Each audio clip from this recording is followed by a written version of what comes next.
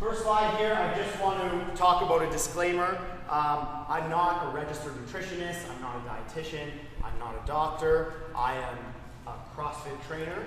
I'm just researching this stuff, pretty much just as much as you guys, maybe a little bit more to kind of explain it.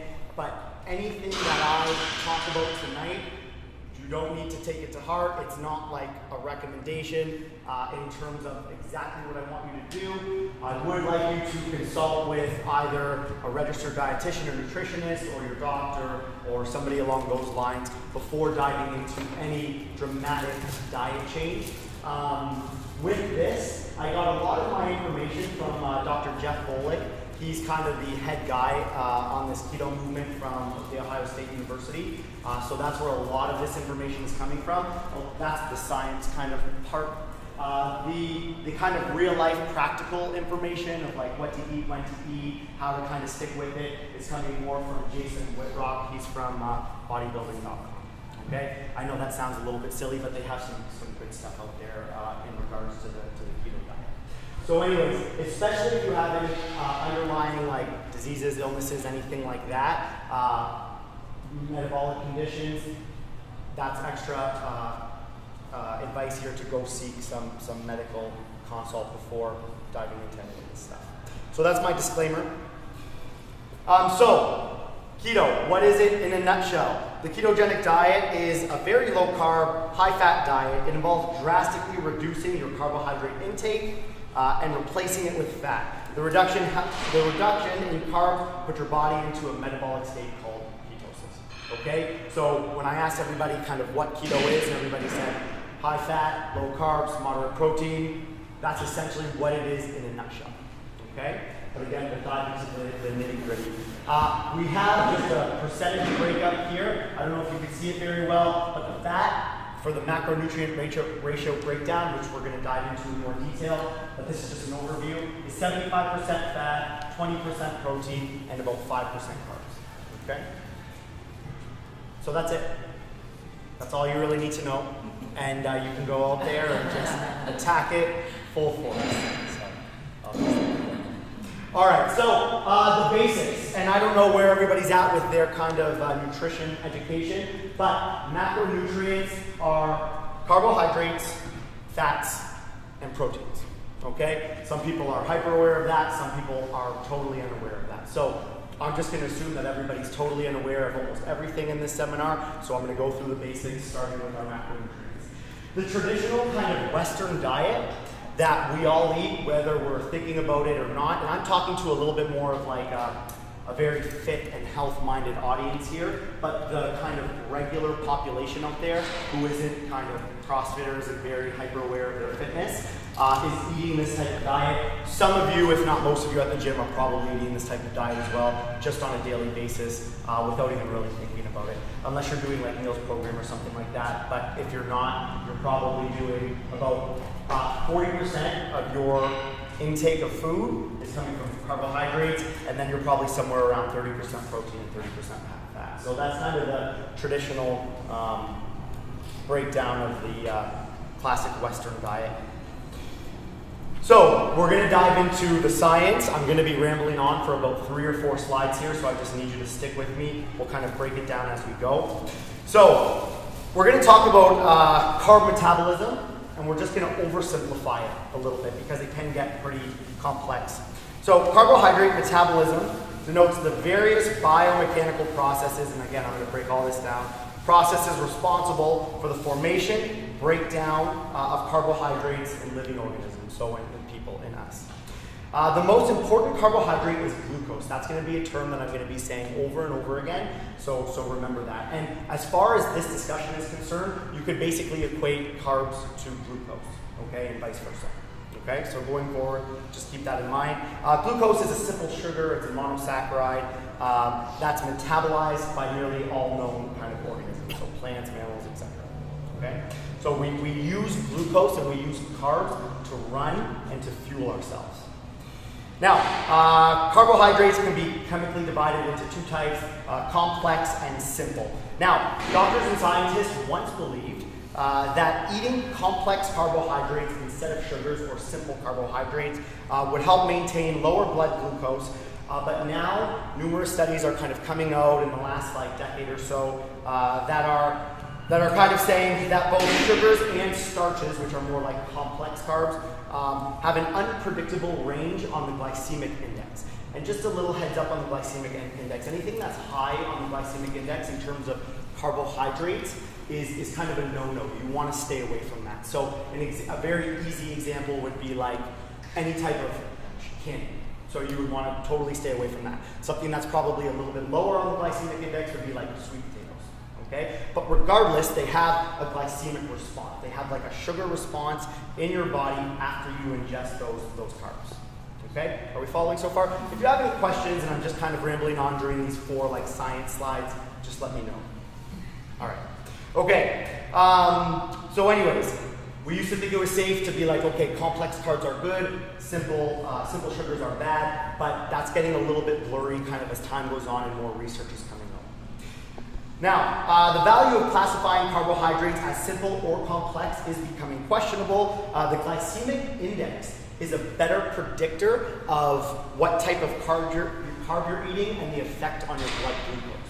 So if you're going to Google some stuff, like if after this talk you're like, I'm going to stick with carbs because I'm not totally convinced that all this fat is going to be right for me, what I would suggest if you're looking for weight loss specifically is to Google the glycemic index of specific foods that are carbohydrates that you typically have in your diet. Okay? And again, we're going to make all this easy as we go.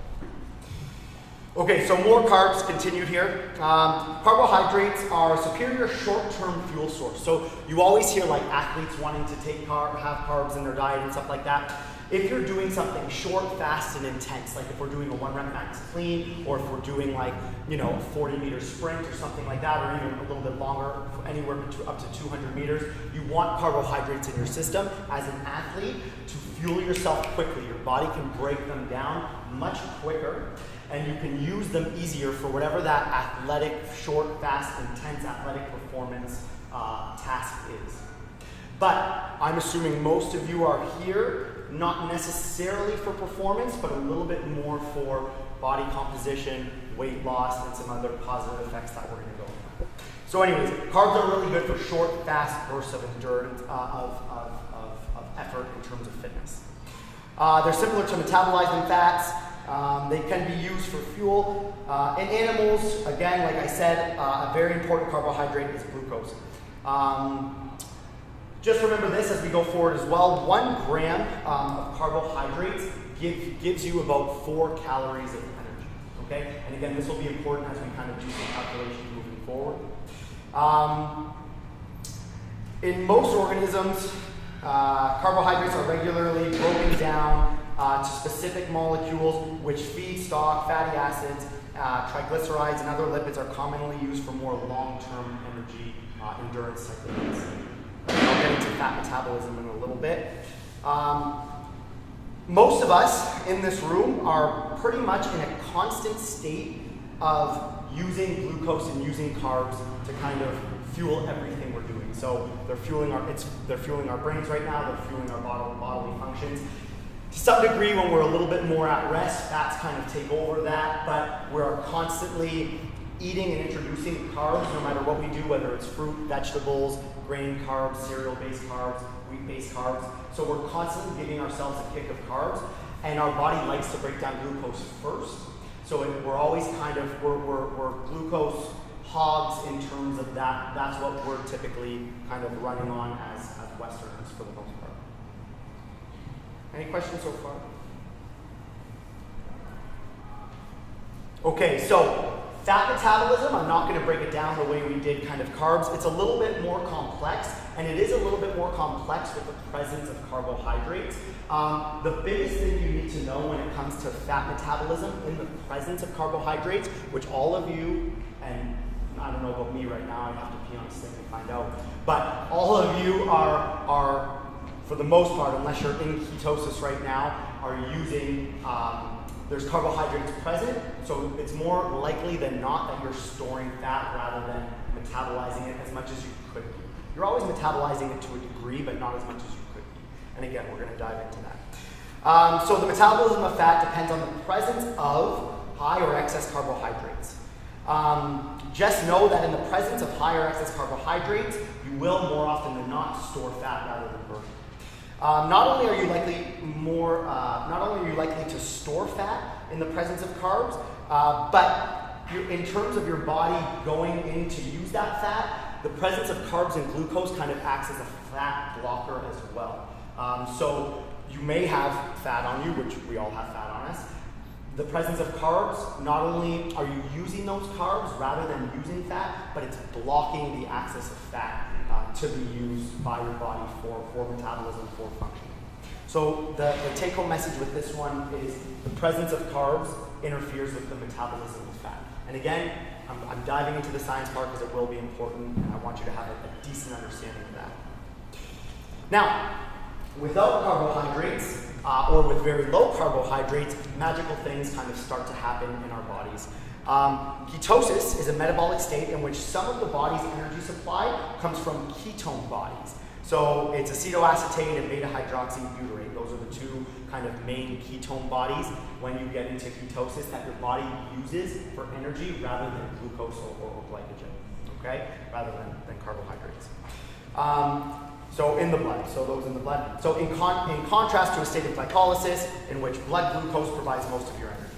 Now, ketosis is a there's nutritional ketosis, so that's what I'm talking about right now. So nutritional ketosis is a process characterized by concentrations of ketone bodies over 0.5 millimoles or greater in your blood glucose levels, okay? Again, this will be simplified as we go.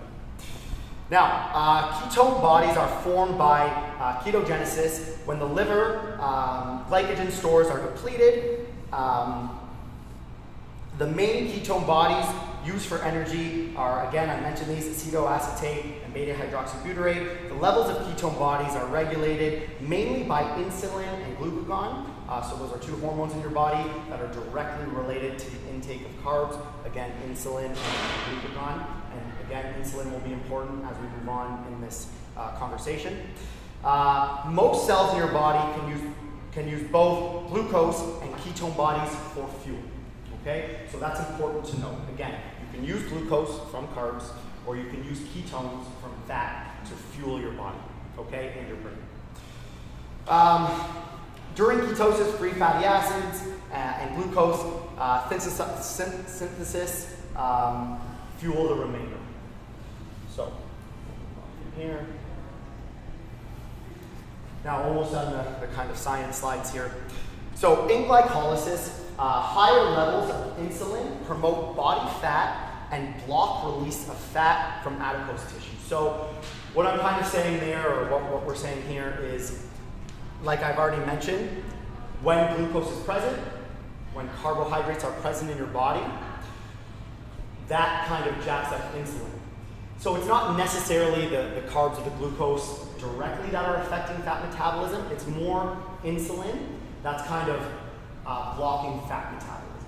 So just know that point. So insulin is kind of blocking fat metabolism. That's the real kind of problem here. So block the release of fat from adipose tissue, but while in ketosis, fat reserves are readily released and consumed. Okay? For this reason, ketosis is sometimes referred to as the body's fat burning mode, which I hope is starting to make sense. Yes or no? A little bit? Okay. All right. It'll make sense when we get to the sum up slides. So insulin is an important hormone in the body, though it's not like it's a totally negative thing. It's needed to maintain optimum health. It's a key hormone for many metabolic processes. For example, it ensures the necessary cells receive glucose for energy, and it plays a big role in fat metabolism, like I've already mentioned. However, when insulin is too high, fat metabolism dramatically slows down. So when too much insulin is released at one time, so after a very high carbohydrate or even high protein meal, for example, the body turns to carbohydrate-derived energy as its main fuel, which again is glucose. This reduces the signal to use fat for energy, and fat goes kind of into storage. Okay, so again, just a little bit of the science as to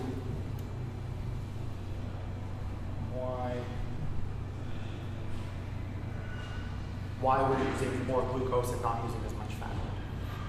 So now what about protein? So we kind of touched upon carbs. If I had to sum up carbs, we're all running off of carbs right now. That's the best way I can kind of sum it up in the form of glucose or glycogen. Fat, again, so we have carbs. Again, those are our 3 macronutrients: carbs, fat, proteins. We're using carbs because we're all in basically the presence of carbs right now. Everybody kind of sitting here, I believe, for the most part. Again, unless you're in ketosis. Fat's being blocked, again, for the most part. You're going in and out of both. You're using a little bit of fat, but because you're always ingesting some sort of carbohydrates, that's the main thing that's fueling you. And now we're on to protein. So protein does play a role in this ketogenic diet, and you want to be careful with protein, okay? And I'm going to read through this kind of the big blurb here, and then we'll break it down a little bit more. So the ketogenic diets are not the same as high protein diets. And they're not the exact same as carbohydrate restricted diets either. There is slight differences between the ketogenic diet, high protein diets, and carb restricted diets. Those are 3 kind of different things. Now, these diets differ quite a bit in their metabolism. Even when you've reduced carbs and bumped up your fat, too much protein can become a problem. So this is why when we get to kind of counting your macros, it's a very important thing. So when it comes to energy, the body prefers to break down fat or carbohydrates for fuel and save the protein for other processes, like building muscle. The body can only metabolize a certain amount of protein at a time, so when you consume protein in large quantities, excess protein has the possibility of being converted into energy called glucogenesis. Therefore, protein cannot be converted to energy during periods of prolonged exercise or while exercising in a fasted state. In a ketogenic diet, too much protein could blunt any fat adaptive responses. Okay, we'll break that down in a second. Similar to how ingesting carbohydrates can induce an insulin response, too much protein can also trigger a high insulin response. Okay. Some people are shocked to hear this, but protein contains insulinogenic amino acids, or amino acids that spur insulin production. So these amino acids induce a higher insulin resistance. Okay, so again, to sum up this slide, don't overdo your protein if the ketogenic diet is something that you plan on kind of going forward. So that macronutrient breakdown in terms of percentage, 70 to 75% fat, 20 to 25% protein, and 5% carbs is very important, and doing those calculations and sticking to it is very important as well, because too much protein, just like too much carbs, will knock you out of ketosis, and it will defeat the purpose of all that fat removal. Okay? So this is very kind of important stuff. Alrighty. I think the science slides are over. So let's sum kind of all that up, and again, I think you guys have a decent idea. So basically, we run on carbs, we can call that glucose. The brain, the body, etc. Excess carbs turn into fat, and they jack up insulin. Insulin stores fat and keeps it stored. Okay? Excess protein can convert to glucose as well, just like carbs. That can produce an insulin response as well. That has the same effect on fat in the body. Again, that being too much protein. But on a high-fat, moderate protein, low-carb diet, aka the keto diet, our bodies work differently. We're switching fuel sources. Okay? We're switching our metabolism, our entire metabolism around. Once we run low on glucose or glycogen in our bodies, and we have a steady state, a steady flow, I should say, of fat in our diets, we begin to run on ketone bodies, again, acetoacetate and beta-hydroxybutyrate, instead of carbs or glucose. Okay? 2 more points here. No to little carbs or glucose equals no to little insulin, okay? And that equals no to little fat gains, okay? Like, and I'm talking body compositional fat that stores on your body, okay? And then finally, we are totally changing our body's metabolism from primarily carbs to primarily fat. So I'm gonna stop there, and I'm gonna kind of gauge where you guys are at. Does that all make sense? Yes. Yes. Is there anybody who has a question about too much carbs or too much protein? I don't even want to say too much fat, because if you're on ketosis, The fat is the only thing that you can really go over, but what you need to pay attention to is your total calories anyways, because a calorie is still a calorie, and if you are going over your fat, just know weight loss will still be a difficult thing. But if you're gonna go over anything because you're hungry, go over your fats, don't go over your carbs, and don't go over your proteins. That all makes sense? Okay, so the presence of carbs changes the way we metabolize fat, and too much protein will do the same thing. Good? I didn't know that with the protein thing. Yeah. It's a little bit upsetting. Okay, so last point on this. So carbs are a potent metabolic regulator. Storage is limited. They produce insulin that makes fat and stores fat. Going into storage mode. If you're overweight, it may not totally be a calories in versus a calories out thing. You may have locked in your energy, and when I say locked in your energy, I'm talking about fat. So insulin, again, it's fat storage, and it's a fat lockup hormone. High carbs equals high insulin, excess protein equals insulin spike. We can never burn fat because we're constantly eating carbs, therefore spiking insulin. Over time, this spiking and crashing can cause the body to become insulin resistant. Fat cells can't take any more glucose, so the body pushes out even more insulin until the cells are no longer sensitive to it. That's where we potentially get into like a pre-diabetic or a diabetic state. Okay? Protein. Now athletes respond a little bit differently to all this stuff. So if you're like a pretty in shape person, you have a little bit more, or maybe even a lot more leeway with these things potentially happening to you. But if you're not in great shape and you're constantly consuming carbohydrates, you need to be aware of this stuff. Okay? So protein, too much excess has similar responses to high carbs. Now ketosis, carb restricted, moderate protein, high fat diet. You use fat, you burn fat as your main fuel source. Decreased carbs equals decreased glucose equals decreased insulin equals increased fat metabolism, therefore many positive side benefits. Total metabolism switches from carbs, glucose, glycogen to fat/ketone bodies. Now, we're going to go over a few kind of definitions and terms that you should be familiar with if you're going to dive into this diet moving forward. So ketones. Okay, ketones. So ketones are small energy-containing substances derived from fatty acids that produce fuel for the body. Okay, so ketones are now what you're running on rather than glucose. Okay, ketosis is a metabolic state characterized by an increase in ketone production marked by blood glucose levels in your blood of greater than 0.5 millimoles per liter. Okay, and we'll talk about how to test this and what it means as you're testing as we go along. Nutritional ketosis is what we're talking about here. We're trying to induce nutritional ketosis via this diet. Okay, and nutritional ketosis is the process of accelerating the production of ketones through the restriction of carbohydrates and the increase of fats. Keto adaptation, okay, is the process the body goes through when exposed to limited carbohydrates and continuous increase in ketone levels via fat. It's characterized by a shift to it's characterized by a shift using dietary fat predominantly for fuel, a process that takes several weeks or potentially months to occur depending on the individual. Okay? Okay, so now, why the change? Why are things kind of more and more research is coming out, kind of that's the new cool thing.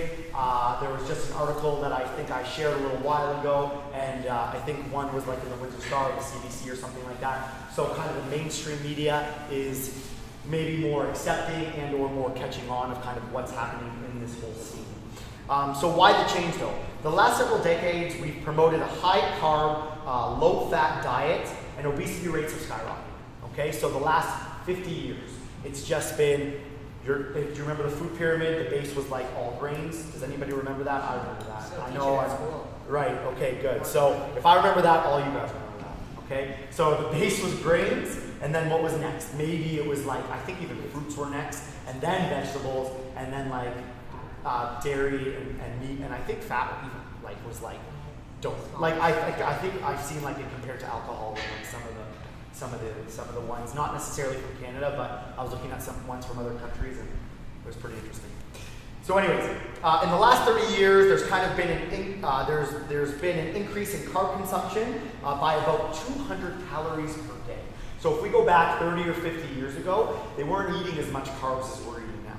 So the problem not only is kind of carbohydrates, but it's also this excess consumption of carbohydrates that we're having. And I don't know if you can really blame us because it's like, that's kind of what's been pushed on. Eat carbs, bread, multi-grain stuff as your base. So in those last 30 to 50 years, in that increase of about 200 calories per day of carbohydrates, and that's also been in conjunction with a slight decrease in fat consumption from about 30 to 50 years ago. So we're eating a little bit less fat. We're eating about 200 calories of carbs more a day. And since that time, we've gotten fatter than we've ever been as a society, as Western civilization and culture. And that's all I'm speaking for right now. I don't know about the rest of the world. Don't ask me about weird tribes and shit. I don't know what they do. But I'm talking for Western culture, Western civilization. So the obesity rate today in the United States is about 1/3 of the population. I don't know if Canada's quite there yet, but if we're not, we're close to one, okay? Or we're just exactly the same, either one. If trends continue, half the United States is going to fall into that category in a short time. That is a real problem. It has real consequences in terms of people, families, society, our government, our healthcare system, etc. Okay? There's metabolic syndrome X that comes with being an obese individual. Okay? So it's a real problem. Not everybody ends up developing a metabolic syndrome if they're obese, but the chances are much more likely that you will. Now, still to this day, low carb diets remain more of like a fringe concept. You guys are a little bit more open mind to it because you're a fitness-minded group of people. But if we go out into the real world where they think CrossFit's goofy and like whatever the hell else they're doing, that low carb diets are still a fringe concept. You guys are a little bit slightly kind of ahead of the curve with the regular population. So why are low carb diets still a fringe concept? Honestly, it's basically because scientists don't like to admit that they were wrong. So there was a lot of like bad science that was done. This is a hotly debated topic. I fall on the side of bad science just from things that I've been researching and reading and stuff like that. A great guy to kind of look into in terms of this. He's a scientific journalist. His name is Gary Taubes or Taubes. I don't know how to pronounce his last name. Taubes. Does anyone know what I'm talking about? Taubes? Taubes?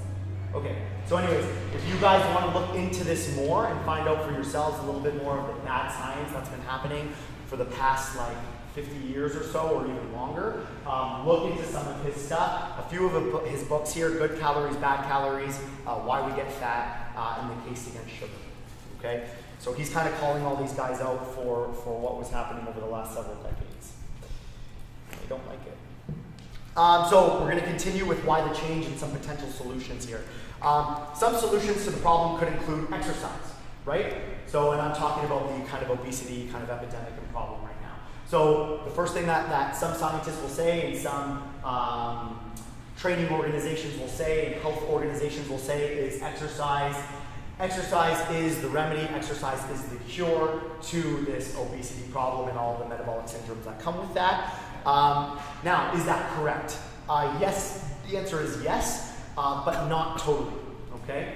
So exercise helps, there's no doubt about it, but a better answer would be a nutritional intervention rather than just beating yourself over the head with exercise 7 days a week until you can't walk anymore. And this is coming from somebody who makes their livelihood off of making people exercise, okay? So, so a nutritional approach is kind of your best approach and it's the most important approach. It's the most impactful approach in terms of weight loss specifically, okay? You know, changing your diet isn't going to make you an athlete. Exercising will, and changing your diet might not have all of the side benefits that exercising does, but in terms of body composition, weight on your body, diet is the change that you need more than exercise. Okay? So if you're getting your ass beat here every day and you're just going home and you're like, I do CrossFit so I can eat more and I can have my ice cream and my cookies, you're making a mistake. Especially if you're overweight and especially if your goal is to lose weight. Okay? If you don't care though, I don't give a shit. I mean, and I'm being honest, like I don't care. It doesn't bug me if it doesn't bug you, like it is what it is, as long as you're happy. Now, exercise is a great overall health and wellness tool with all types of positive health effects and benefits. But if weight loss is what you're after, it starts with the fridge, not necessarily the barbell.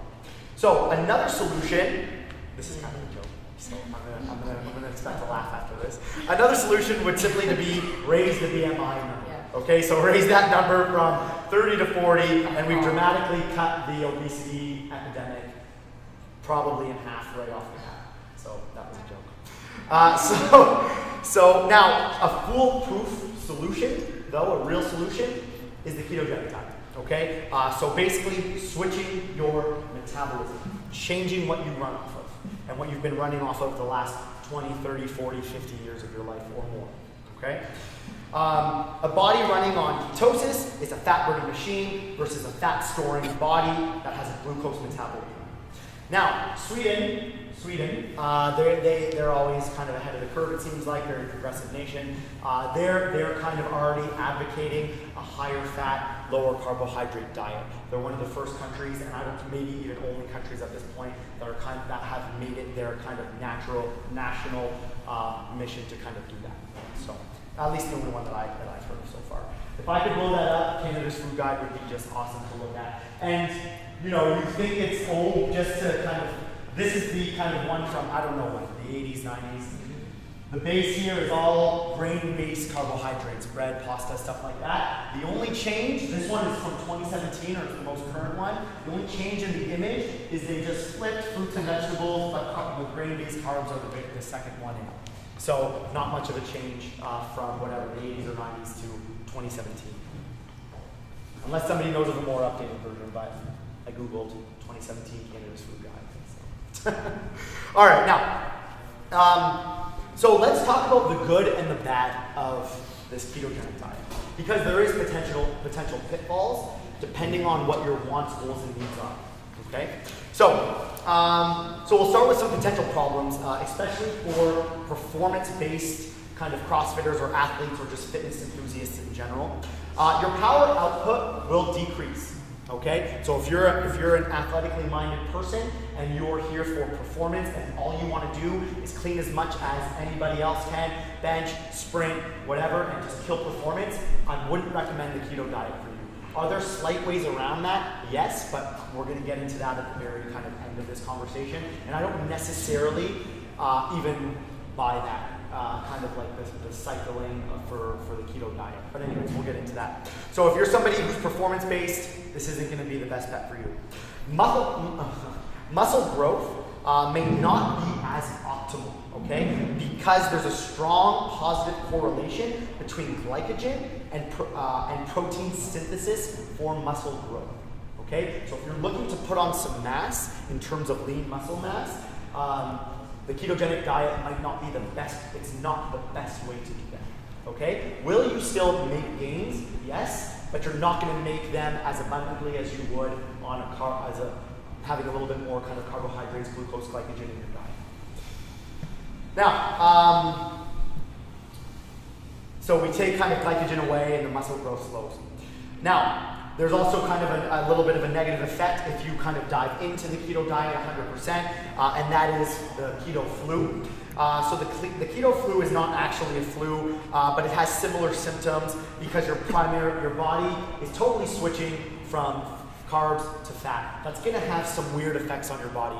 Your body is constantly looking for the glucose right now because that's the state we're in. We're constantly putting it in our mouths and reinforcing that glucose kind of hit to our bodies. It's like a drug. It's like, okay, I'm running low, I'm feeling a little bit dizzy, give me this banana. Boom, I'm good, let's go. Oh, I'm feeling a little bit dizzy again, give me this nature bar.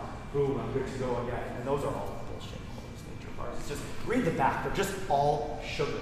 And I don't give a shit where that sugar is coming from. It is just sugar. You can call it like the agave nectar, like of the gods. It doesn't matter.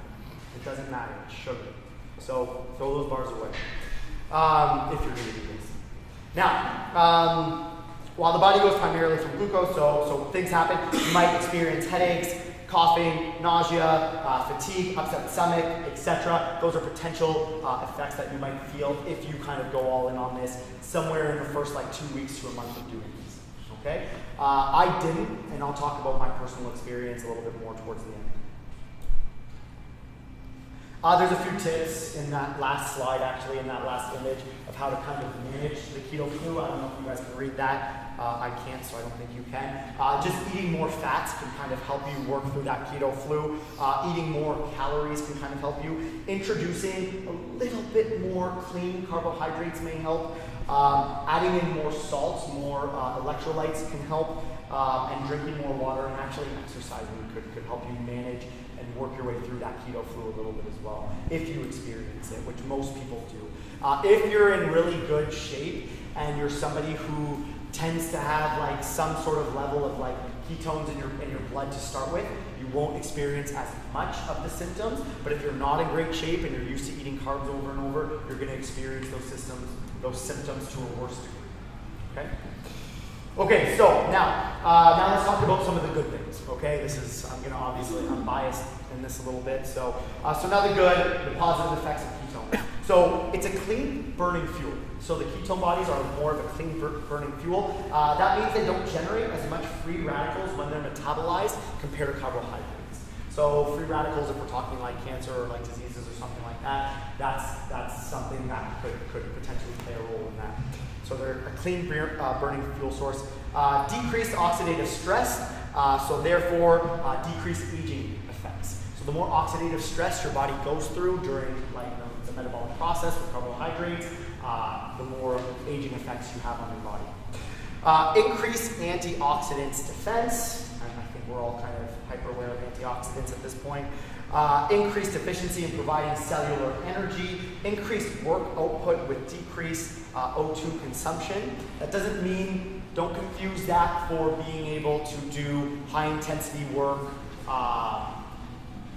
in the absence of carbohydrates. That's not the same thing. Okay? Now, it acts as an epigenetic modulator of metabolism, so that basically means it acts as a signal to increase gene expression for antioxidant genes, which we kind of mentioned already. The diet results in increased weight loss / body fat, improved insulin sensitivity, it decreases blood pressure, decreases abdominal fat, decreases triglycerides, decreases inflammation, decreases lipoproteins, decreases insulin, decreases leptin, decreases saturated fat levels, increased arterial function, increased HDL, healthy kind of cholesterol there. And almost all of your biomarkers that you go to get tested should improve on this diet. Okay? So now, this is actually one of the main reasons that I started this diet. I didn't necessarily start this diet for weight loss, although I did lose weight on this diet. But the main reason that I started this diet is because I was looking for more of like a cognitive edge. Okay, so kind of more like mental function and clarity. So it does have pretty good effects in that area, and that's something that I can attest to and that I appreciate from this diet quite a bit. So in terms of the brain, typically in the presence of glucose, your brain is just a carb feed. It wants glucose, it wants carbohydrates. That's what it's going to use to kind of keep itself running if they're present.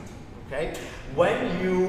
And I used some of these examples already, as the day's going on, as some time is separating between meals and you start feeling foggy, you start feeling tired, you can't focus, you might get headaches, something like that, you might get angry, moody, etc. That is kind of a good clue that your brain is getting glucose depleted and it wants more because that's all it's running off of right now. It's not going to go if you have any ketone bodies in your system, which you probably don't have any significant level that's going to be able to feed your brain, or your brain just won't be able to feed off of them because it's not used to it. You won't use that, so it needs another hit of glucose, of carbohydrates. Okay. One of the things that I felt a lot when I was doing this, I would never be like, I never got hungry like to my stomach. Like I never even knew what that meant when people people say like, oh, I'm hungry, like I could feel it in my stomach. Like I don't know what that sensation really is. I knew when I was hungry, when I was getting like very, very irritable, very like foggy, and then I'm like, okay, and a little bit of like headachy as well. At that point, I'm like, oh, okay, like I'm hungry now, I need to eat. That's my cue and my clue to eat. So that might be, some of you might be experiencing that as well. So now the brain can also function on ketone bodies. They provide more energy per gram for the brain versus glucose. So that's a positive right off the bat. Ketones are a stable and sustainable fuel for the brain, much more than carbohydrates. So in a state of ketosis, your body no longer relies on carbs. It burns fat for fuel. So your body does that, and now your brain does as well. This means, again, I talked about this, avoiding the fuzzies, avoiding states of being not alert and not with it, and all of a sudden feeling crashy and foggy, avoiding headaches, avoid the feeling of being hangry, and consistently being cognitively balanced through your day. Now, carb intolerance. Okay, so this is a little bit of a different topic here. Everybody is like hyper aware of like being lactose intolerant, right? Everybody's very familiar with that. Yes? I bet some of you are, or believe you are, or whatever the case may be. So the term carb intolerance is not even close to as popular, or being carb intolerant is not as close to as popular or known as being lactose intolerant. But based off specific individuals' genetics, you might be more carb intolerant than other individuals. Your body might digest and handle and metabolize those carbs differently than other individuals. Okay? And I'll give you, well, I'm going to end up getting to this, so I'll just wait for it. So everybody's different. That certainly holds true on a genetic level, and that directly relates to how we handle carbohydrates. Some people are allergic, some people get fat, some people have stomach issues, some people do just fine with carbohydrates. Okay? Some people do just fine with carbohydrates. As time progresses, diets will be based on people's genetic adaptations to specific foods in regards to what works for them and what does not. So you're going to see probably in the next, I don't know, decade or so, rather than kind of throwing these blanket statements out there like ketogenic is the best, high carb is the best, high protein is the best, it's going to be totally based off of your specific personal kind of genetics and what you can handle and what you can't handle. So until that becomes more mainstream, you're going to have to be a human experiment. And that's okay, that's fun. And you should experiment on yourself from time to time with everything. With everything. Now, people are hyper aware of being lactose intolerant. I talked to that. Most people don't even think of the words carbs or carbs intolerant as a thing. But you just may be. Your body may just be slightly or significantly less able to process and metabolize carbs compared to the neighbor sitting next to you on a genetic level. We certainly know this is true in regards to athletes and fit people versus overweight, obese, and sedentary people. So you always hear of these like high performance athletes who, like, if you ever watch like anything on Rich Froning or Matt Frazier, and they're like, yeah, I go home and I crush a box of Oreo cookies and ice cream. And you're like, I hate those guys. It's like they're in my face with this stuff. Like, I'm struggling to lose weight, and they're just going home and killing Oreos and ice cream. But they're like in incredible shape. It's not only because they're working out 7 days a week, 2 to 3 hours or 4 or more at a time, but it's also because they handle those carbohydrates differently than you will. Okay? But that's an obvious example. Now, so carbs are really the worst thing since sliced bread. Are carbs really the worst thing since sliced bread? That's a joke. The answer is yes and no. Okay, the answer is yes and no. And again, that totally depends on you. But a good clue is if you're overweight, if you've been overweight for a long time, if you work out regularly and you've been working out for an extended period of time, and you believe that you eat pretty well for the most part, which is something I hear all the time, that exact phrase, yeah, I think I eat pretty well for the most part, and you're, and you eat pretty well for the most part, I think it's pretty clear at that point if all of these things kind of are something that you can relate to, that's probably a good clue that you might be a little bit carb intolerant. So I have people come to me in like goal tracking settings or just in one-on-one conversations, and they get frustrated with CrossFit, they get frustrated with their families, they get frustrated with their eating, even though almost everybody I talk to believes that they eat well. I gotta throw that out there. Almost every person I talk to tells me, and they've been here for over a year, and I see them here at least 4 days a week, and they look at me and they're like, I eat well. And I'm like, oh. I'm like, yeah? I'm like, give me your worst day. And then I can extrapolate that worst day to like, not just 1 day a month, which most people claim, probably minimum 1 day a week. And if we're gonna be real, 3 days a week. And that's probably pretty good. And people don't really understand, maybe the carbohydrate thing is an issue and we're kind of seeing the light now, but they don't really understand what eating good kind of really means. So again, if you're somebody who's been through this cycle, carbs could be your worst enemy. All right. So again, I don't want to bash carbs too much because some people do fine off carbs. Some people do fine off carbs. So in terms of their body composition, they don't go through fogginess, headaches, stuff like that. Now, why carb intolerance? So this is just a little bit of a background. So we went millions of years, I'm not going to go through this. We went millions of years with little carbohydrates. And not only with little carbohydrates, the form in which carbohydrates present themselves today are very different than what we are used to as a species, okay? Even though the agricultural revolution happened 10,000 years ago, that's still a relatively short amount of time. So that's when kind of wheat was ground down into like flour and we started using it in the form of carbohydrates that we're familiar with today, bread, pitas, whatever the hell they made back then. That's still a relatively short amount of time in human history for us to be able to adapt to those carbohydrates properly. So because we never ate this much carbohydrates and not in this form, we're not doing great with these carbohydrates overall, especially in kind of Western civilization. Now, I'm not counting all this. So now we have and we consume shit tons, that's the technical term of carbs, and the type in which we consume have a higher glycemic effect / index, specifically in grain wheat-based products. Okay. So this is the last slide on carb intolerance, I think. So in a natural state and kind of slightly fasted, so maybe waking up like after a night's sleep or something like that, we have sugar and glucose circulating in our blood. Now, in our entire bodies, that circulating glucose is usually about like 2 teaspoons, okay? So about 8 grams total. Then let's say we go in, and I'm trying to illustrate the point of this.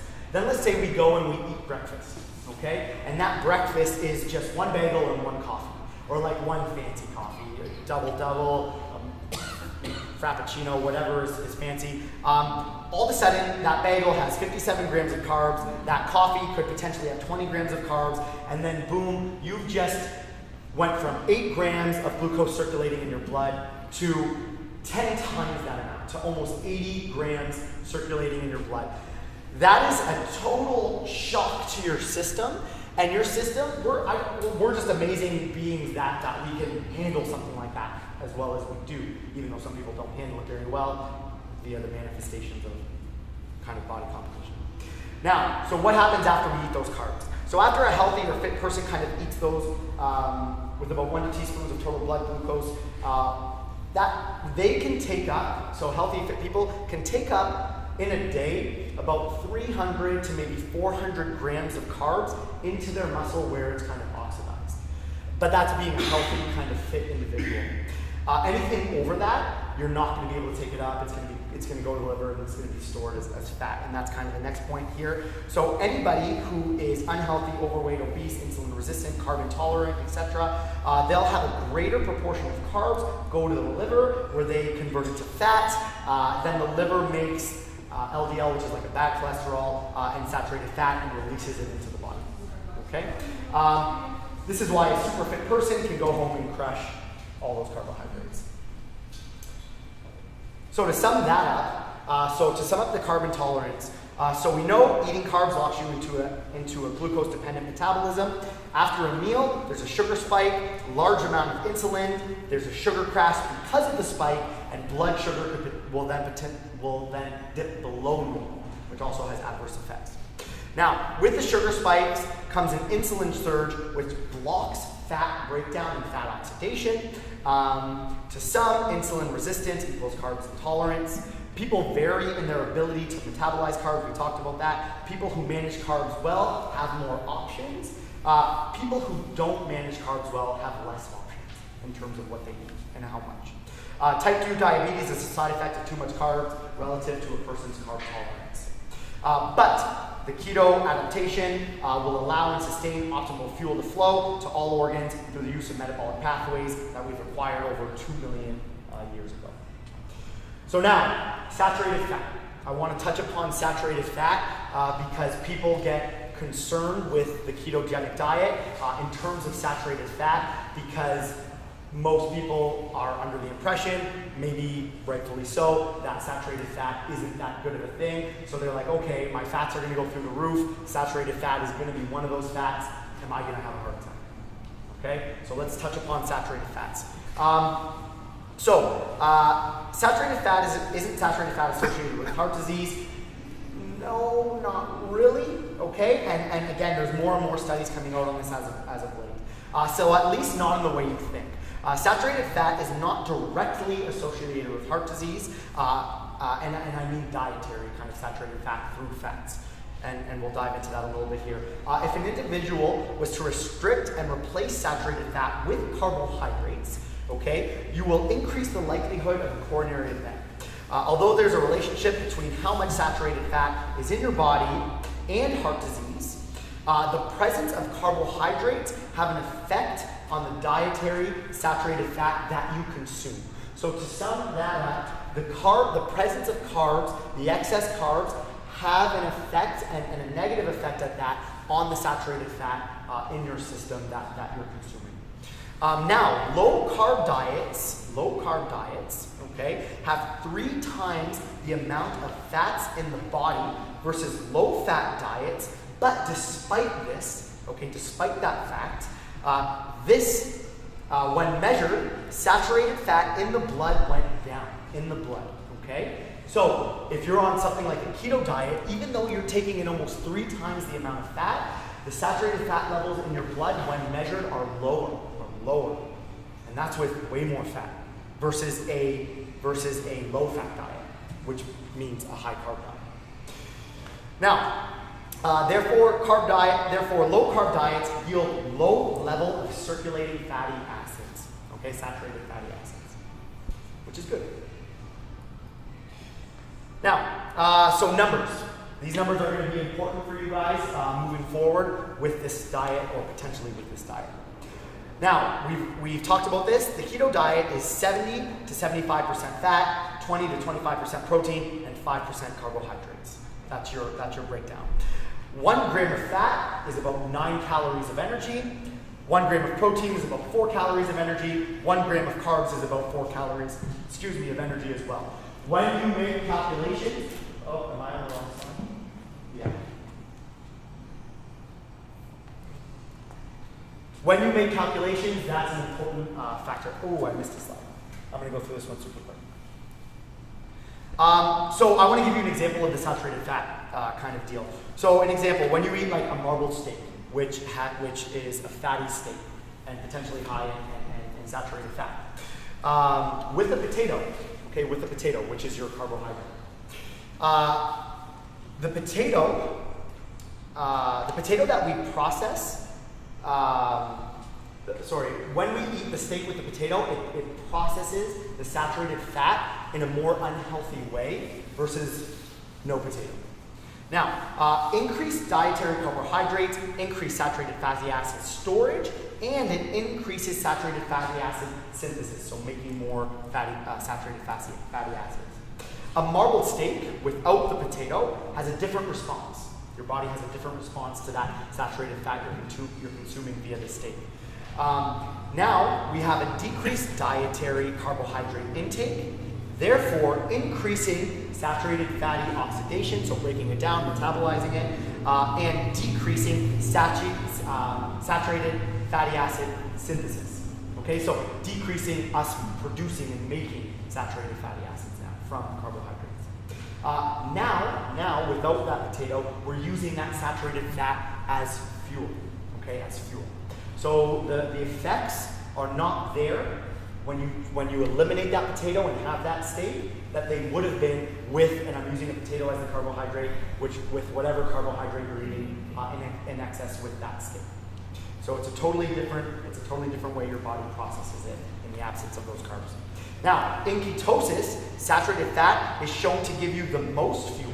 So things like butter, coconut oil, eggs, bacon, sausage, oils, salmon, fatty fishes, nuts, seeds, cheese, fatty meats, etc. are a good source of that. Okay? And again, this is like, it feels naughty, it feels bad to like say this stuff out loud, and it feels even weirder to go 100% in on this diet. But again, we'll talk about the real life portion in a bit. So now numbers that you should know. We talked about the percentages, we talked about the breakdown of grams and calories in each of those grams. What you guys need to do, if you're gonna move forward with this on your own, you need to figure out how many calories you need in a day. Once you figure out how many calories you need in a day, you can just Google calorie counter on Google, and that'll help you determine the total calories that you need in a day just by entering your height, weight, sex, activity level, etc. Now, if we take me as an example, I'm a male, 29. I like to say that I'm 5'9", 190 pounds, and moderate activity. Believe it or not, I would classify my activity as moderate activity. I'm doing like 3 to 5 days a week. 4 days would be a good week for me. Okay. Now, with that, and if any of you do this, I don't recommend any of you put yourselves in the category of like very high kind of activity level. Go moderate, okay? Go moderate if you do this on your own. So I need to maintain weight. I'm not really looking to lose weight. To maintain weight, I need about 2,800 calories per day. Now, if we take that 2,800 calories and we break it down into my fats, protein, and carbs, it looks as follows. I need 2,000 calories from fat. Now, that translates to about 220 grams for me of my diet will be from fat. I also need 750 calories from protein, and for me that translates to about 190 grams of protein per day. And finally, my carbohydrates, I need about 150 calories of carbs, which translates to about 40 grams of carbohydrates from me in a day, okay? Which is pretty low compared to people eating like 200 or 400 grams in a day, and not even being aware of that, the fact that they're eating that. Now, this could be adjusted far more for weight loss or for weight gain. So you could play with these numbers depending on what your goals are. Okay? Now note, the carb numbers are net carbohydrates. So whenever you're calculating your carbs, if you move forward with this, you need to take away the fiber from the carbohydrate intake for the day. So it's net carbs, so you want to take the fiber out of that equation. So fiber doesn't count towards your total carbs of the day. Okay? Fiber does not count to your total carbs. Now, good. Almost done here. So numbers, track everything, okay? Tracking everything in the beginning, first 2 weeks to I'd say actually minimum a month is gonna be super, super important in this diet. Track the macros of everything you're putting in your mouth. You need to weigh, you need to measure, and you need to Google all types of numbers at all times. After about a month of this, you end up being pretty golden, and you'll have a pretty good idea of what you're eating and the macronutrients of it just by kind of eyeballing and using like your hand or something to kind of measure it out. Now, but I would recommend weighing and measuring for at least a month, okay? Just to kind of get everything on lock. It's gonna make sure that you get into a state of ketosis anyways, and that you're keto adapted as well. If you're just eyeballing it for the first month, you will not be keto adapted, and we'll talk about that. Now, with carbs, most of you will fall in the 30 to 70 grams of carbs per day. And if weight loss is your goal, stick more towards that 30 number, okay? That's just kind of a rule of thumb there. So there usually is pretty good retention on this diet because of the high fats and because the diet just seems rich. I enjoy the diet personally. Like I always feel every meal that I eat, like I feel like I'm cheating because it's like sour cream and oils and it's just very rich food, cheese like crazy. So I actually enjoy eating it. I've done paleo before, and there was a difference between this and paleo. I've also done, back in the day, the traditional kind of just low carb diet, but fats were still low then because fats were still a bad thing. So that's the very plain diet. It's like a plain chicken, no oil or anything, plain white rice, broccoli, plain, and I would do that. And that was like the worst type of diet. So if I look at that from 10 years ago compared to this ketogenic diet, it does feel like I'm cheating, but it's working. So, okay, now remember a calorie is still a calorie, so try not to overconsume. If you go over fats. So numbers continued. Test yourself. There's many different methods to test yourself to see if you're in the proper kind of range of ketones in your system. So there's P strips, there's breath tests, there's blood prick tests. The most easy and affordable one is the P strips. With those P strips, they're not the most accurate. So if you're looking for like accuracy up to like decimal points, the P strips aren't for you, but they are perfectly fine and they give you a good indication of kind of where you're at. If you want to be, we'll go through each of these. So there's different kind of keto zones here. So there's nutritional ketosis. So if you were to go and pee on a strip right now. Can you grab those strips at Shoppers Drug Mart? Yes, yeah, Shoppers Drug Mart at the pharmacy. So if you were to go and pee on those strips right now, if you're trying to do keto, most of you would be between 0.5 and 1.5 kind of millimoles per liter. So that means you are in nutritional ketosis. It doesn't mean you're keto adapted, especially in the early days, especially in the first like 2 weeks up to a month. It doesn't mean you're keto adapted yet. It just means there's ketones in your system. Okay. Now, optimal ketone zone is 1.5 to 3 millimoles per liter. Okay, so if you are doing this diet, you want to live in that range, 1.5 to 3 millimoles per liter. Post-exercise, you're usually at about 3 millimoles per liter, and starvation ketosis, that's a little bit extreme. Even just the language they're using is a little bit extreme, but you'll be greater than 5 millimoles per liter. Now, supplements and like cyclic keto and stuff like that. Now, when you're on this diet, you want to supplement with electrolytes. So you want to have those new tabs or whatever they're called. You want to make sure in some way, shape, or form, pills, drinks, whatever, that you're getting sodium, potassium, and magnesium, okay, on this diet. It'll help. What happens is with this alteration in the carbs you're eating and the up fats, your kidneys will flush sodium out and these electrolytes a little bit more. So you need to be on your game about taking these electrolytes in, okay, on the daily. So don't be afraid to like salt your food. Don't be afraid to take a magnesium supplement. Don't be afraid to have as much potassium as you possibly can. Not from bananas, avocados are a good source, and there's other ways to kind of get it. Again, those tabs are pretty good. A fiber supplement is probably recommended, especially if you're not eating a lot of leafy greens. Leafy greens are probably the safest type of vegetable to eat on this diet. There are actually some vegetables that are a little bit too high. Everybody thinks vegetables are always safe all the time. Like carrots, you shouldn't be killing carrots, for example. Root vegetables, like they're not too great. Yeah. So you want to be conscious of even vegetables on this diet, and you want to do your research in terms of finding their like glycemic index and the total amount of carbs that those vegetables have. Because everybody thinks they're safe, but they're not necessarily safe. That's why you might have to substitute or supplement a fiber supplement into your diet to kind of maintain that fiber level you should be at. A multivitamin is probably a good idea. I usually recommend that to everybody, no matter kind of what they're doing. But especially on this, if you're not going to be consuming as much fruit as you used to be, and potentially not as much vegetables as you used to, you'll probably want a multivitamin supplement. An omega-3 supplement's always a good choice, especially for people who are working out as much as we do.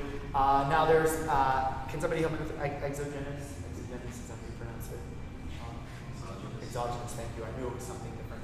So exogenous ketones. Okay, so that's a ketone supplement. We could have a whole conversation about this, and we probably will, with exogenous ketones.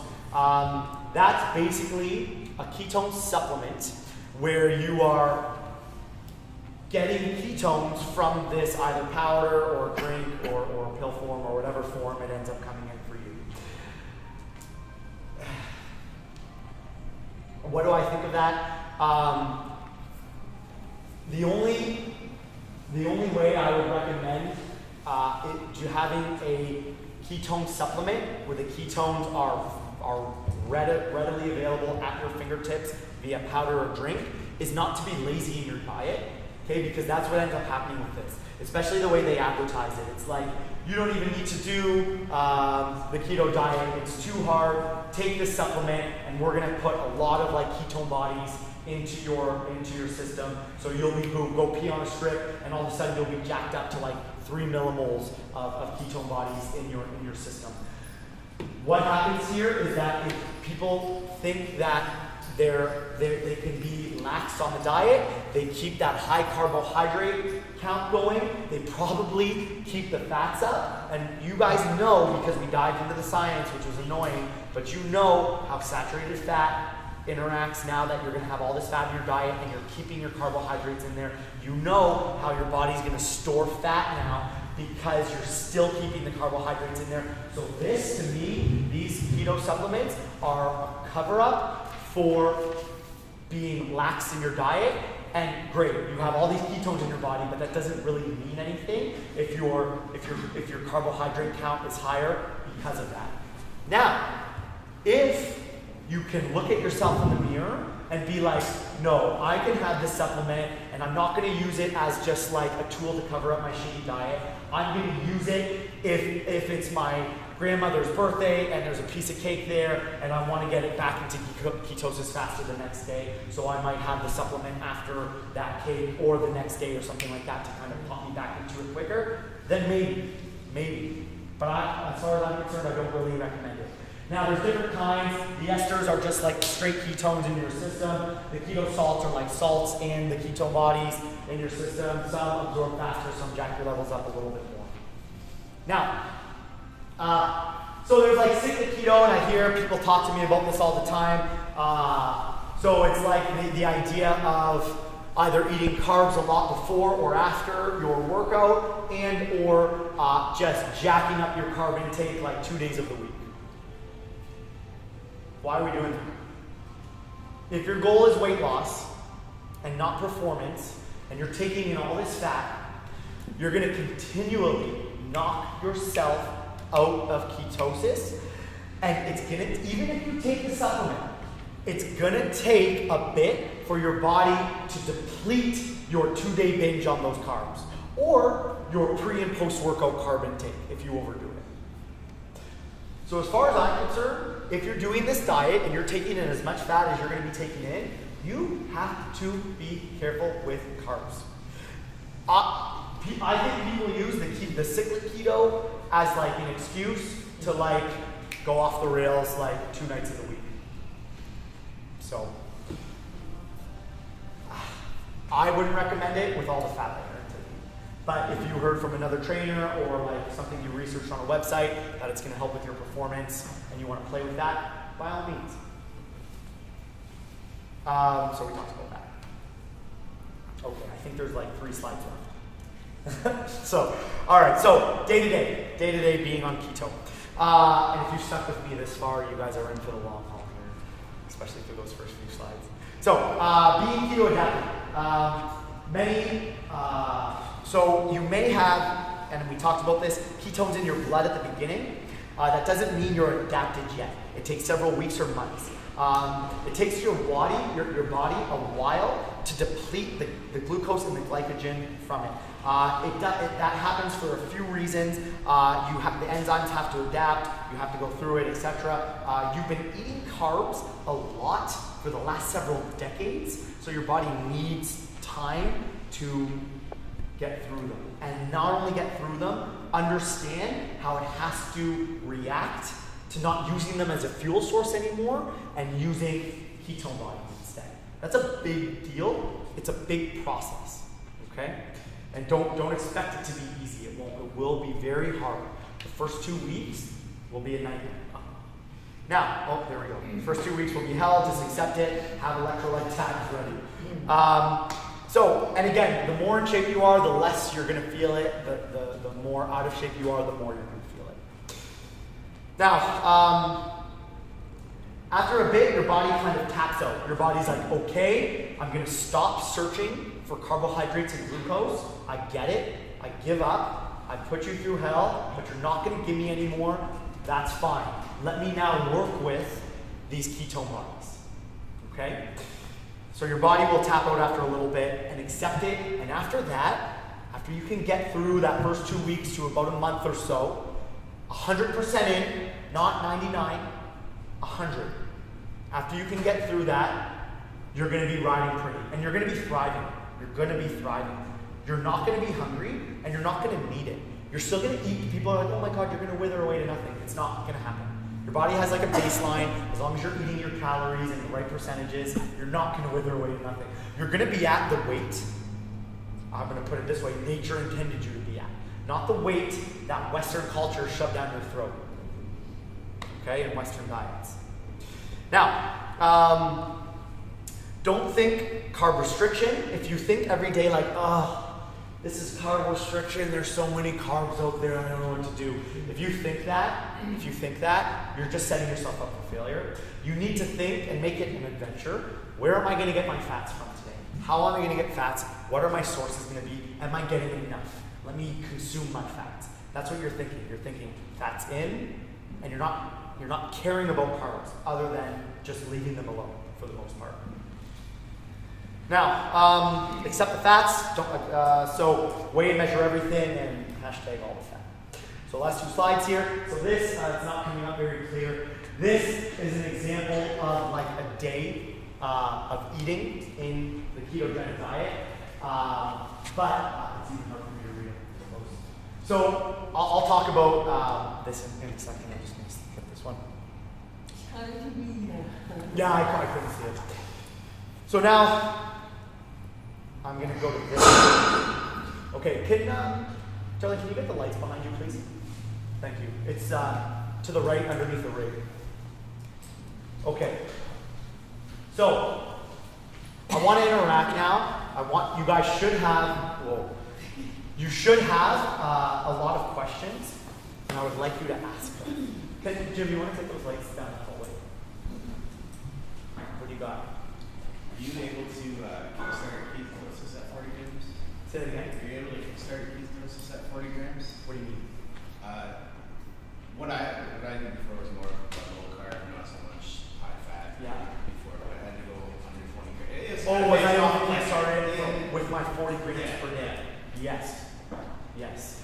So the reason I believe it's the frustrating thing with this diet is that you're like, shit, like, am I adapted yet? Am I in it? Like, what's happening? And it does get frustrating. So I believe I did. And the only reason I'm skeptical is because I heard so much about the keto flu, right? And I really didn't, I really have been doing this like pretty damn strict, other than like one day on the weekends, which could have threw me off. But I didn't go through the keto flu. But I would pee on the strips. I would be between the 0.5 and the 1.5 millimole per liter range, which is nutritional ketosis.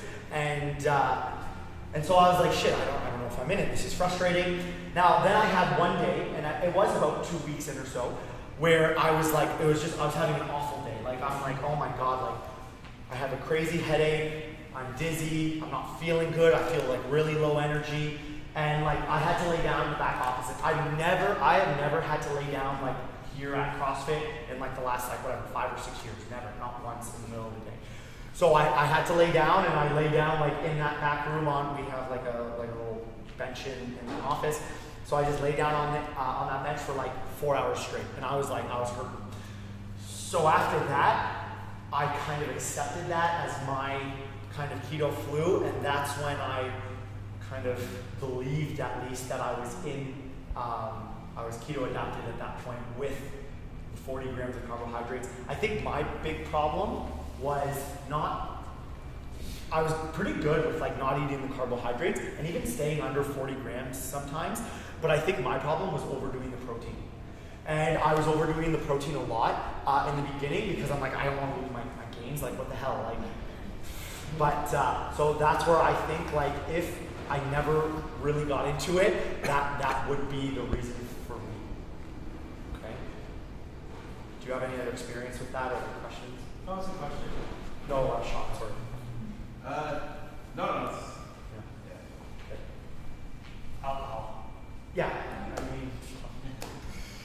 yes. So the answer is no. Like if you're gonna, but it's not no either. It's just like the technical answer is no in terms of like the numbers and like adding like carbohydrates into your system and stuff like that. Most alcohol is gonna like metabolize to carbohydrates. It's gonna almost everything metabolizes through a carbohydrate and into fat. So it's and some alcohols more than others. Like beer is just gonna give you straight carbs. You know what I mean? Yeah, so there are some alcohols that are going to be more forgiving, okay, vodka, water, or whatever. But in terms of alcohol, if you want to be technical in terms of the numbers, no. But if you need to like live your life and you're just like, hey, like I don't want to like not do anything ever, yeah, go ahead. Like have some drinks, keep them to whatever your minimum standard is. I'm not going to lecture you on what that should be. And then maybe if you're just like, look, I know how I am, and I know that I'm going to be going out once a week just because I enjoy it, that's my life, and that's a good thing. People should be social and whatever gets you out of your shell a little bit more power to you. But maybe the supplements for you would be good at that point. So if you know for a fact I'm going to be in a social setting, I know that I'm a social drinker, I'm going to have anywhere between 2 to 10 drinks, whatever social is for you, and then that's going to knock me out a little bit. Maybe introducing the supplements the next day or something like that might be a smart decision at that point. That's when the supplements can come into play. Okay? But if you're going to be like, Dan, buy the book, is that fine? I would say no. But in real life, yeah. Do you have to eat like a time of the day or you can eat any time of the day? Cut at the problem with the people cooking with the doctor that eats small meals at night. That's fine. Yeah. That's a good question. Yeah. So I want to address that. So the question was, eating at specific times of the day, how much to eat, eating a big meal at night, something like that. The keto diet, okay, goes. So I don't know if everybody in this room has their minds drilled. I know my mind was drilled like this for years. 6 small meals a day, it keeps your metabolism going, right? Who eats 6 meals a day? I don't know who eats 6 meals a day. Okay, well, then that's okay. That's good. That's very difficult. I had a hell of a time back in the day when I thought that was the only way to do it. I'm not saying it's not the way to do it, but it was branded as the only way to do it. So back when I thought that was the only way to do it, I thought it was insane. I couldn't keep track. I couldn't prep my meals. It was just way too much. And I didn't want to eat that much. I personally don't like eating that much. I usually will have about 2 meals a day, maybe even 1. And I think I'm getting closer to 1 at this point. And I feel great. Okay, I just have to say that, I feel sharp, I feel like I have high energy levels. But I'm gonna go back to that. So the keto diet seems to go hand in hand with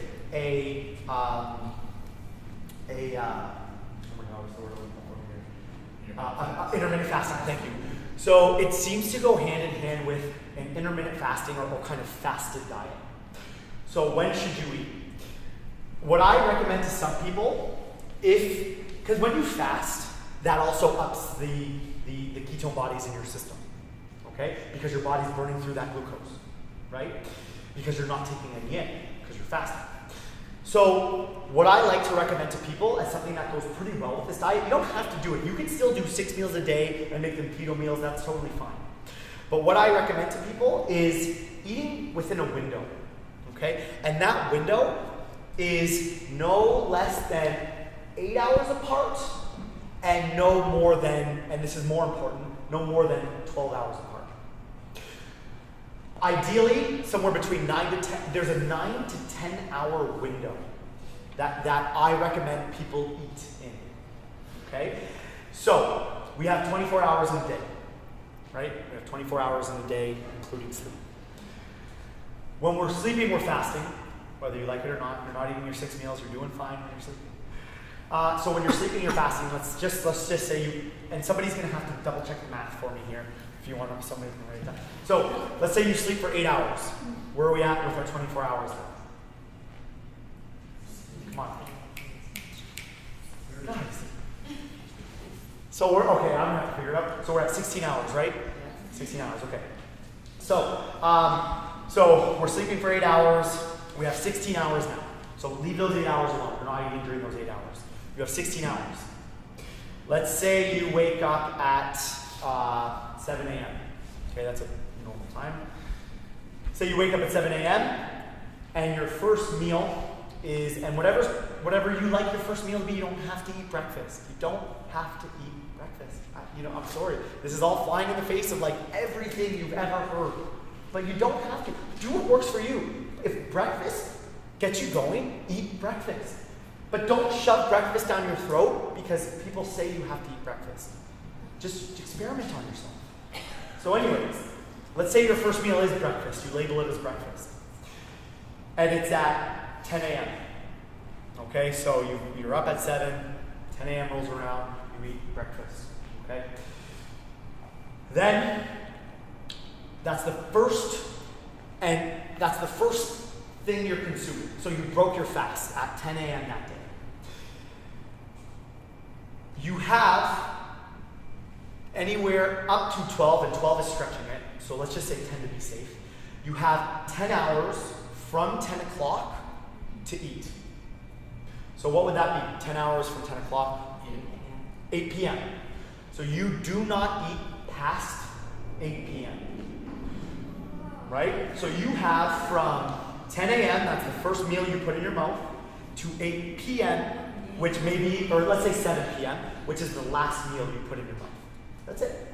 Now, in that time, in the time from 10 a.m. to 8 p.m., you can eat. You can eat 6 meals, you can eat 1 meal, you can eat 2 meals, whatever you want. If you're doing keto, as long as it's like the keto macronutrient breakdown.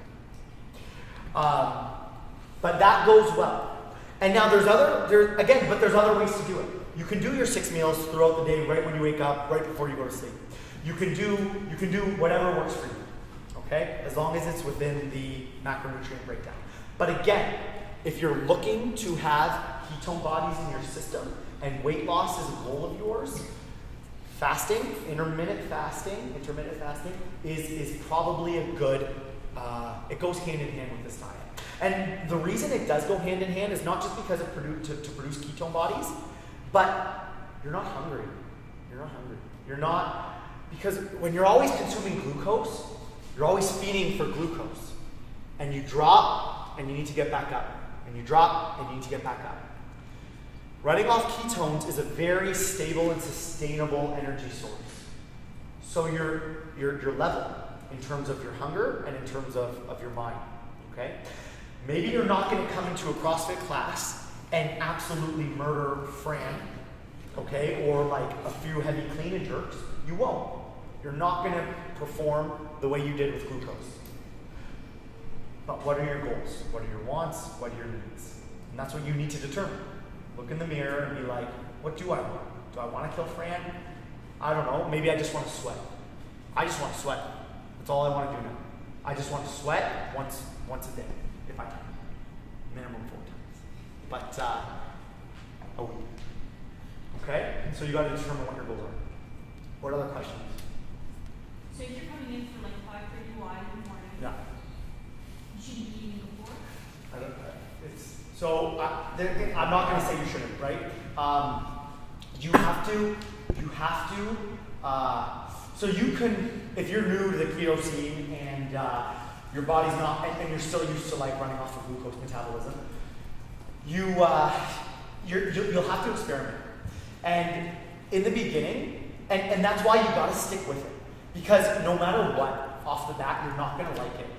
So for the first 2 weeks to a month, you might feel, you might or you might not, but it's more likely that you're gonna feel that you're low energy and you're maybe a little hangry and you're just almost miserable, like in those classes or before the classes or post class or whatever. But over a little bit of time, let's say a month goes by and you're in ketosis and you know that and you're adapted and you're in the range, and then you're still feeling a little bit crappy in the 5:30 walk, then yes, then I would say definitely introduce something pre-workout. It is, if you're gonna eat some carbs, that's a safe time to do it because you're gonna burn quick in that workout, right? So the answer is you gotta find out. Yeah. Maria? Yeah, my question is, I don't know if you have any experience with this comparing to the keto flu, but I've done like an elimination diet through my naturopath just to find out about food allergies, and I've also done juicing cleanses, and I thought I was gonna fucking die just one day of doing a juicing cleanse. Yeah. So, and the fact that I eat 6 days a week, and the fact that I do get hangry, and the combination of everything, I'm kind of worried about waiting this out for 2 weeks For to sure. a month. Yeah. Like, what the fuck? I'm gonna kill a lot of people. Yeah. And I teach kindergarten, so that ain't gonna be cool. So I'm just saying, like, I don't know if anybody else has an experience with detoxing all the shit out of your body, doing a juicing cleanse and elimination and all that other stuff. What I would say with that is juicing and like detox is very difficult. And if you think about everything we talked about in this lecture, it kind of makes sense that like you're going nuts on a juicing cleanse diet. Because what are you taking in? Yeah, just Constantly carbohydrates. And that's all you're taking. pure. So will the keto diet be as horrible as that? I don't know. It won't be roses and rainbows and sunshine, that's for sure. But if I had to predict just off of like the science of consuming carbs versus consuming fat, I would predict that it would be slightly less of a horrible experience than doing a juicing cleanse for like a day or a week or a few months or whatever. Just based off of the fact that you're consuming carbohydrates and that's it, constantly. Granted, they have vitamins, nutrients, all that stuff, high fiber, etc. So again, I'm not putting down juicing or anything. It's just you gotta. If you're here for a reason, you're trying to figure out what's going on. You might want to switch your diet up for whatever the reason may be, and this is something that everybody I think should explore once in their life for a solid month. I would imagine eating things like bananas would be No-go. absolutely not okay. Well, actually, not. Let me rephrase that. So it's not necessarily a no-go. If you eat your bananas and you can include your bananas and stay under your carbohydrate intake level, it's not horrible. So let's say banana is not part of your regular diet on this. It's not. Would you say it would be completely detrimental to eat one right before doing a CrossFit workout where you're going to burn through that sugar, or would it just have an adverse? No, not right. No, not right before a CrossFit workout. That's your best time to eat it, pre or post. So if you're gonna have that banana, you can have it then. You think it would help with your energy levels? Yeah, it would definitely help with your energy levels in the workout. There's no question about it. You feel an extra oomph of energy because of it, as long as you eat it. If you're in ketosis and you don't think that would not be. So that's the thing now, right? So it's like, I would only recommend doing what Jim is like asking, so introducing a banana before your CrossFit workout or whatever your workout is. I would only recommend doing that after about at least a month of not doing it. Because in the first little bit, it's very, very important. And when I say little bit, I mean 2 weeks to about a month, maybe even slightly more. So in that first little bit, staying as strict as possible is very important.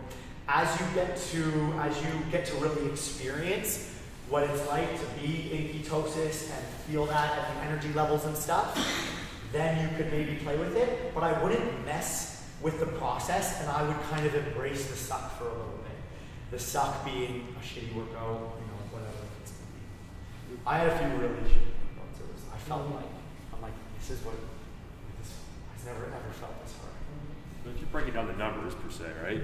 A banana, how many grams of Like carbs? carbs? I don't know. Does anyone know that off the top of their head? You're allowed 40 grams, you said, That's right? what I'm saying. So yes. So yeah. Yes. So that's what. So initially my answer was yes, as long as it fits within your macro breakdown, your ketogenic macro breakdown. But I would still avoid it in the first 2 weeks to a month. Still, even if it fits, because it's a single. You're not having that banana with fats. You're not having that banana with a little bit of protein. You're having a single carbohydrate shock, a single carbohydrate jolt that could kind of play with you a little bit. And if you're not there yet, you're like, your body's like, oh, there they are. I'm good. I want them again. I want them again. That's them. That's the glucose, right? So you're just like, here you go, body. Here you go. Here you go. Here you go. Keep wanting the carbs. Keep wanting the carbs is kind of what you're telling your body. So how would you actually consume your grams of carbs? And what? I would try to consume. So you're gonna get carbs from everything. Like if you eat nuts, there's gonna be a percentage of carbs that are the nuts, or a percentage of grams that are carbs in the nuts. When you eat, your vegetables, maybe potentially your fruits. So I would consume my carbohydrates in like a balanced ketosis meal that satisfies the 75 or 70, 75, 25 percentile. That's how I try to consume mine. I would try not to consume my carbs in a single carb dosage, and carbs being the only thing I consume. But again, maybe it fits your full day macros.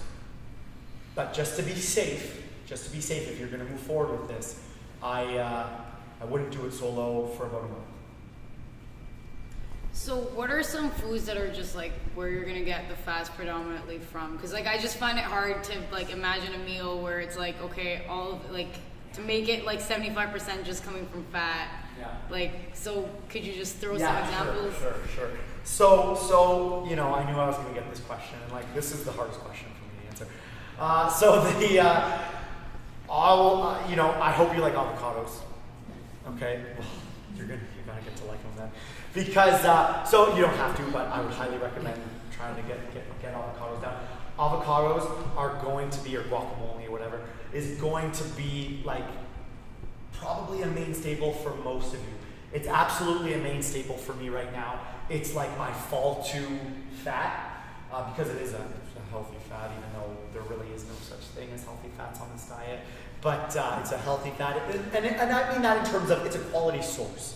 So it's a quality source in that it's not just bacon grease, even though if you guys want to drink bacon grease, feel free. I'm kind of serious. But it's a quality source in that it has fiber, in that it has vitamins, minerals, and nutrients, in that it has potassium, in that it has a lot of those things that the bacon straight up isn't going to have. So that's why I call carbohydrates, avocados a quality source. But like other things, like cheese is another like big staple.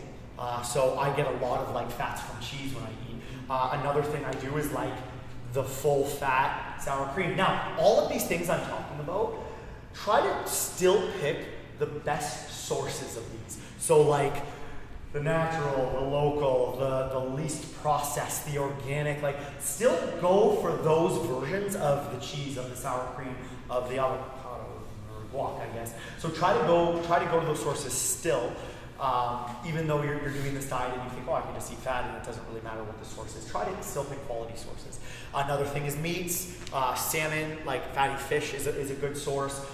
Oils, like olive oil, coconut oil is a great source. Like grass-fed organic butter is a great source. One of the biggest ways I can like make sure I get my fats is like this coffee. So when I have coffee now, I put like minimum 2 tablespoons of butter, minimum 2 tablespoons of just straight coconut oil. It tastes really good. I put sea salt in it. Okay, sea salt, cinnamon, a little bit of protein powder, some almond milk that has potassium in it. It has good like electrolytes in the almond milk. So that's another like hit of fats, and you'll need to have like hits of fats every now and then. There's a link. I'm going to even talk about this more in a second when we're done with questions of how to source these fats. But There's a video by Jason Whitrock that I talked about earlier from bodybuilding.com. He has these things called fat bombs. They're like a little bit of cocoa, like butter, coconut oil and stuff, and you just like pop that in your mouth, and all of a sudden you just get like a hit of 25 grams of fat in something like this big. And if your total fat is 200 grams in a day, which yours will be less, you're making progress. You know what I mean? So it seems difficult, but there's little tricks to do in coffee and these little fat bomb type things that you can get a shot of those fats in. Did you find any keto apps that actually put everything into grams versus percentage? So no. If anybody has like cool keto apps that they're aware of, I didn't even search for keto apps. But if people, if people have that or are aware of those, let us know. I can incorporate it in what I want to do moving forward. I did a lot of stuff I just calculated it out. It was fun and it was a pain. MyFitnessPal. Yeah, MyFitnessPal has everything. It just doesn't do net carbs. That's subtracting fiber from your carbohydrates. Yes. I literally calculated it out on a calculator and a piece of paper. Okay. And what I would do is just Google things that I didn't know. So okay, I have a 7 ounce chicken breast here. How many grams of protein are in that? Is there fat in that? What's the macronutrient breakdown of that? And that's something that you can Google too. But I would recommend doing the apps. It's much easier. I would spend sometimes half an hour a night doing this. I wanted to do it because I'm I'm doing this. I want this hands-on experience and calculating all this out and Googling and kind of memorizing some of this stuff. But I didn't memorize too much. But anyways, I thought I would. So yeah. So apps, MyFitnessPal. Or did you have one? Yeah, I just said MyFitnessPal. Okay, yeah. So MyFitnessPal is a good one to use. I hear that a lot. Okay, in terms of finding out the macronutrients, entering just some numbers in it, calculating. You can scan foods and just move the scanner. That brings all the nutrients up. It's super. What am I doing? Way easier than independent. We're living in the Stone Age, Googling stuff. Jesus. Okay, any other questions here? Does hydration figure into this at all? Yeah, keep hydrate as per usual. Hydrate as per usual. And only drink, I love coffee. It's just, I never liked coffee, and now I'm hooked. But, just drink water. Drink water because, if you're going to hydrate, what else are you going to really hydrate with, right? That's not going to have carbohydrates in it. There's actually in the vending machine, we have that Zevia now. That's it gives you all the sensation of drinking a pop, but with nothing, and it doesn't have aspartame. It has the natural, is it stevia plant or Zevia? Yeah, so that it's flavored with. So if you're I can't just do water, that's a good option. Coconut water? No, it's not. Coconut water has a lot of sugar. Yeah, a lot of sugar. I don't everybody is doctor. We have to calculate how many calories a day. At the age or the So I would to figure out your calories per day. I won't explain the calculation. But go to what did I call it? What was it? It was calorie calculator. So Google calorie calculator. And then it'll come up, it'll ask questions, you enter everything that applies to you. Your age, your sex, your activity level, your height. It will calculate your calories. It'll show you how many calories you need if you want to maintain, how many calories you should need if you want to lose weight. It'll go 1 to 2 pounds per week or even if you want to gain weight, it'll show you I found that keto calculator online too. It'll say how many calories you want. It'll say how many grams of fats, protein, carbs you do. Yeah. And you can vary it if you want more carbs and a certain you mentioned. Okay. I'm going to go to this slide real quick, unless anyone has an immediate question. Oh, you can't see it. Okay. Yeah. Just one last slide, Sean. This one's super. Okay, so I just want you guys to be aware of this. Oh wow, it's starting now. So this is the last thing. So we will be doing a 30-day keto challenge.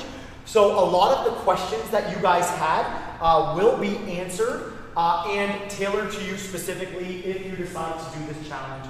Now, I just want to go through what it's going to include. So, if you do the challenge, it'll probably be about a week to a week and a half from now. You'll get an email with like very specific details on the challenge. But we're going to do pre-pictures, pre-weights, pre-measurements, body fat composition. We'll do a breakdown of your personal macros, so kind of what you were asking. So, i.e. how much calories should you have in a day based off your goals, calculate your specific calories and grams of fat, protein, carbs. We're going to give you online resources that we're kind of finding that you can go to help you through this. In terms of like videos, articles, stuff like that like, you know, what to eat today, how to make a fat bomb, stuff like that. Again, this is all stuff you can do on your own, but if you want to do it in a group and be held accountable, it's good to do that. Now, we'll also give you like handouts on like lists of things you should eat, so that kind of, Mino, goes to your question. So we'll give you lists of handouts of like what you should be eating and the macro breakdown of all of that stuff. There'll be a private Facebook group if you decide to do it, where we will hold you accountable. We'll want you to enter your food, if not every day would be awesome if you feel like it, but if not, I would ask you to enter your food like once a week. It kind of, again, holds you responsible. You're like, I have to answer to this group. They're thinking that I'm going to be in on this, so I want to show them that like, hey, I'm doing this. It might provide a little bit more encouragement for you. So there'll be 3 different in-person, one-on-one kind of check-ins, weigh-ins, measurements, conversation, checkups, etc. So during that 30 days, there'll be 3 times at least where we meet once one-on-one. Or not once, 3 times one-on-one. So you'll have access to me via that private Facebook group, email, etc. Okay. There will be prizes and stuff like that for the top 3, like winners of this, winners in terms of like weight, body composition, etc. And much more that we're going to end up having with this. And again, more details will be in the email.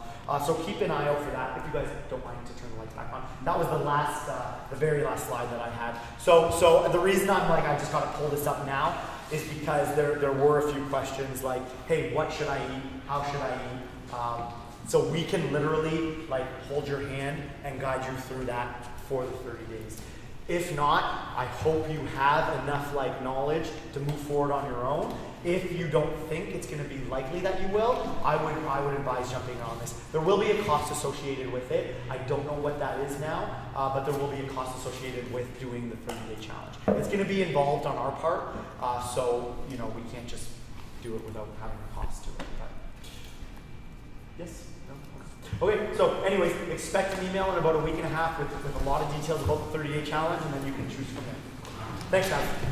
That was long. Yeah, thank you.